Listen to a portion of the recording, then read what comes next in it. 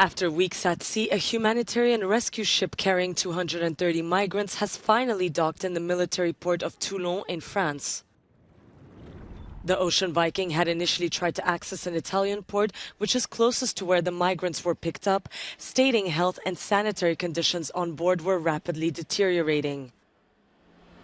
But after Italy's refusal, France has decided to allow the migrants to disembark on its shore.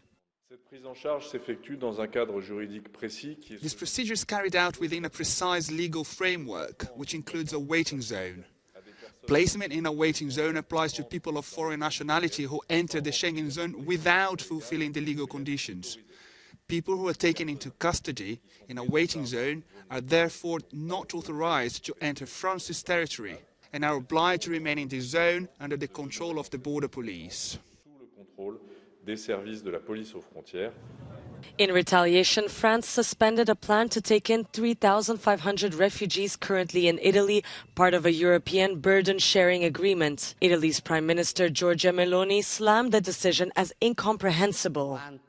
90,000 people, slightly less, have disembarked in Italy since the beginning of this year. In the relocation agreement, it is expected that about 8,000 people should be relocated, less than 10%. Well, do you know how many people have been relocated so far? 117, and only 38 in France.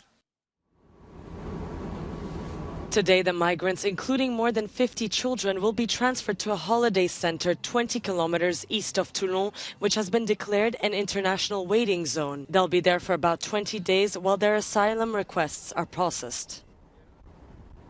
The Ocean Viking has finally docked on the port of Toulon in the south of France on this Friday morning, and while the saga of the 234 men, women and children on board has come to an end, the political rifts that have resurfaced over the vessel's fate have only just begun to shake Europe once again. Italy has responded to France's latest announcements, saying that they are aggressive, unjustified and incomprehensible. That after France scrapped an agreement under which it would take in some 3,000 migrant and refugees who have arrived in Italy throughout the year. They've also imposed border controls on France's border with Italy. That after Rome repeatedly refused to let the Ocean Viking dock on Italian ports despite multiple calls, requests by the NGO that operates the vessel.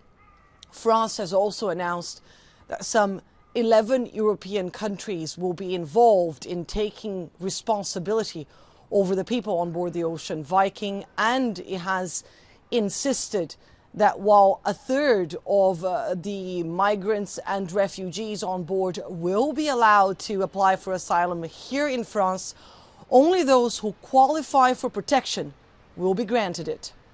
Annelise Borges in Paris for Euronews.